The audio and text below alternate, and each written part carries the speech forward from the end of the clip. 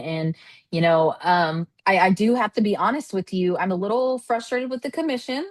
I have right now three constituents in my community who have specifically requested for me to review their case, that the Office of Police Oversight and stuff that they have. But for whatever reason, I still, after being on this commission since September, have not been given access to review the cases.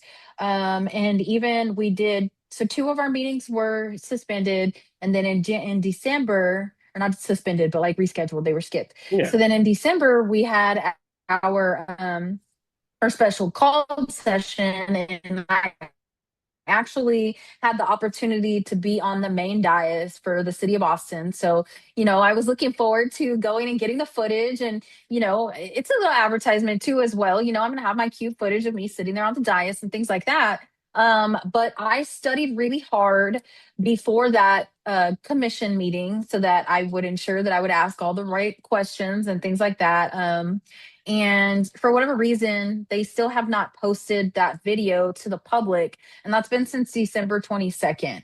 So I'm finding that there is a lack of transparency in this program that's supposed to be providing transparency to the public, which is especially frustrating. So, but either way, I fought to be on that committee or that commission because I knew that I was the perfect person to be on that. Because coming from a background of, being involved with gangs and things like that, and then living in public housing, and then also, living in East Austin and downtown in general, I have a unique background as far as perspective with that. But I do, and I have found a love and appreciation for our police officers and our law enforcement.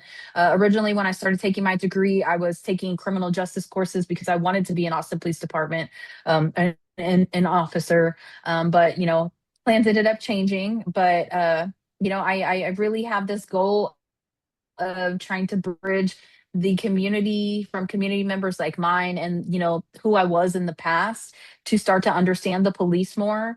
And so I really think that I'm a unique person to do that. I mean, I know people that have lost the right to own firearms just because they weren't carrying their firearm properly. And I think it's time that we educate the community. And one of the things that I would like to see done as far as legislation, I would like to see mandatory public safety courses in high school.